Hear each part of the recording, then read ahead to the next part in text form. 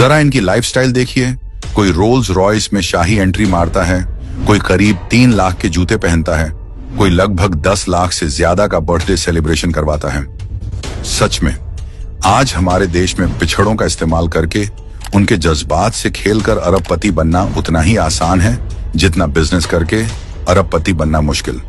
अब देखिए चंद्रशेखर आजाद रावण को, जिन्हें सांसद बने अभी 1 साल भी नहीं हुआ, और जनाब अमेरिका में लगभग नीता अंबानी के गाड़ी जितनी महंगी करीब 6 से 7 करोड़ रुपए की रोल्स रॉयस में सैर कर रहे हैं। भारत में दलितों की हालत पर आंसू बहाकर वोट मांगते हैं और फिर उन्हीं वोटों की वैल्यू को डॉलर में बदलकर अमेरिका की सड़कों पर रईसी का जुलूस निकालते हैं।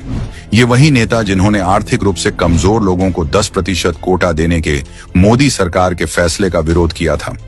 फिर आते हैं आम आदमी क्रांति वाले केजरीवाल, जो कभी मफलर लपेटकर बोले थे, मैं तो आम आदमी हूँ।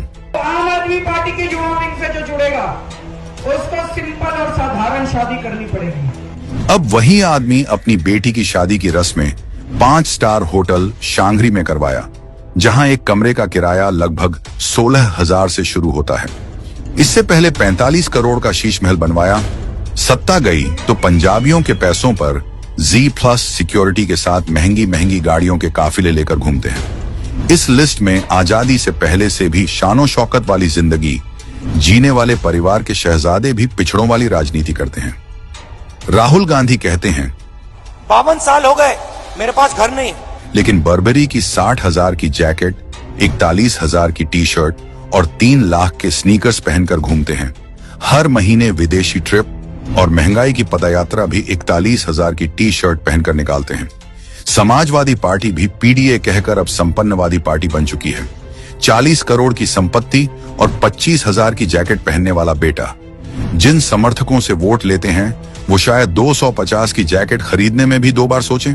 लालू और तेजस्वी का तो क्या ही कहना, गरीबों का नाम लेकर आज राजसी साम्राज्य खड़ा किया है। लालू के शहजादे आए दिन विदेशी ट्रिप, सूट बूट और 250 रुपए में 1 लीटर मिलने वाला महंगा एवियन पानी पीते हैं।